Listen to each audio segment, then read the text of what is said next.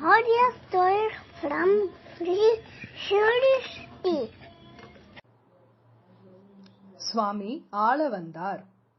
Swami Aalavandar was born as Yamunacharya in the month of Adi on Uttradam constellation. His grandfather was none other than the great Nadamunigal, who had rediscovered the Nalayira Divya Prabandham after meditating on Swami Nammalvar. When Yamunacharya was 5 years old, he went on to study under a learned scholar, Mahabhasya Bhattar, in a town called Veeranarayanapuram in Tamil Nadu. Due to his sweet nature and his quick grasping ability, Yamunacharya very soon became a favorite of his teacher. In the olden days, great scholars used to challenge one another to see who was more learned and skilled in the Vedic scriptures. One such scholar at the Pandya king's court was a great scholar named Acharyan. Acharyan had challenged and won against all the scholars, and he also used to demand taxes from them. When it was Mahabhasya Bhattar's turn to pay the money to Acharyan, Yamunacharya intervened. He offered to contest in a debate with Acharyan in order to teach him a lesson. When the queen learned that a young boy was challenging a scholar in the Pandya king's court, she had a bet with the Pandya king that if this young boy won, the king should offer half his kingdom. The king agreed and the debate began.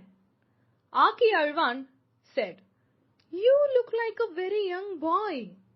I will give you only one chance. You can make 3 statements.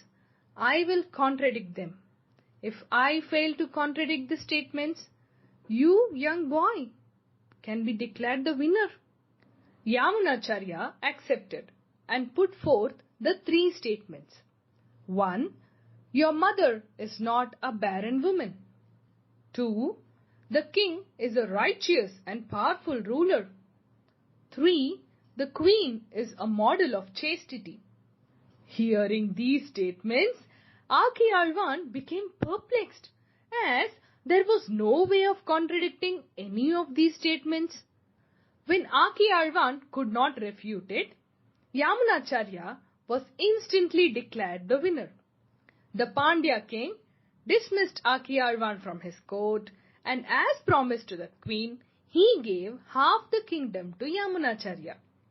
The queen hailed the boy as Aalavandar, one who came and conquered.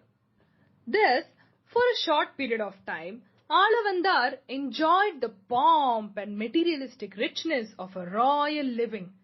After becoming a king, Aalavandar also became very distracted, and he had little time for his spiritual pursuits.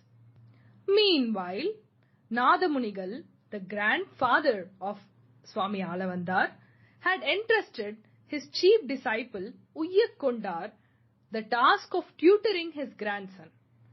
Uyyakondar could not complete his master's wish during his lifetime. So, he passed the job to another disciple of Swami Nadamunigal, Rama Mishrar, also known as Manakkal Nambi. Thus, Manakkal Nambi set on a mission. He wanted to carry out his guru's last wishes and also install Aalavandar as the spiritual successor of his acharyan, Swami Nadamunigal. However, Manakkal Nambi made several attempts to meet the king Aalavandar, and each time he was stopped by the guards. This way, Manakkal Nambi decided to grab the king's attention by some means. Having learned that King Aalavandar had a liking for Thuduvalai Kirai, or climbing brinjal greens, Manakkal Nambi began supplying the greens every day to the king's cook. This continued for 6 months, and one fine day, Manakkal Nambi stopped supplying the greens. After 4 days, the king inquired with the cook, "Why have you stopped making the Thuduvalai Kirai?" The cook answered, "Hey Rajan, a Sri Vaishnavite man used to supply them to our kitchen every day, and he has stopped coming for the past 4 days. I shall find out. Kindly forgive me, Raja." Suspicious King Aalavandar summoned his guards to find Manakal Nambi. When Manakal Nambi was brought in front of him, Aalavandar asked, I suspect that there is a reason to why you began supplying the greens and stopped it abruptly." Manakal Nambi answered, "Yes, Raja, there is a reason. I have been entrusted the role of handing over your family wealth to you." Aalavandar said, "Wealth? I am a king now. I do not need the family wealth anymore. You seem to have made many efforts to reach me. Probably you should keep it." Manakal Nambi replied, "Raja, only you must take responsibility of this family wealth. It is not any ordinary wealth that can be offered to anyone." Thus, Rama Mishra or Manakal Nambi convinced the king Aalavandar and took him to meet Sri Ranganatha Swami at the Srirangam temple. Upon seeing the Lord's idol, Aalavandar experienced a divine realization and instantly renounced his kingdom. He surrendered at the feet of Sri Ranganatha Swami and took initiation into sannyasa from Manakal Nambi. He was henceforth called Yamuna Muni and spent the rest of his days in the service of the Lord at Srirangam. Swami Aalavandar is one of the most important acharyas in the Sri Vaishnava tradition. Some of his noted works include Chatushloki, Stotra Ratnam, Siddhitrayam, Agama Pramanyam, Mahapurusha Nirnayam, Geetartha Sangraham, Nityam and Mayavada Khandanam. Swami Aalavandar also had a responsibility to identify the future acharya of the Sri Vaishanava Sampradayam. Thus, he became the first and foremost to identify that Swami Ramanuja was the future of the Sri Vaishanava Sampradaya and ordered all his disciples to give due respects to Swami Ramanuja. During his final days, Aalavandar wished to see Ramanujacharya. But before Ramanujacharya could reach Srirangam, Aalavandar lost his consciousness and he was nearing his mortal end. However, when Ramanujacharya arrived, he noticed that Aalavandar's 3 fingers were folded, indicating that Ramanujacharya had to fulfill 3 of his wishes.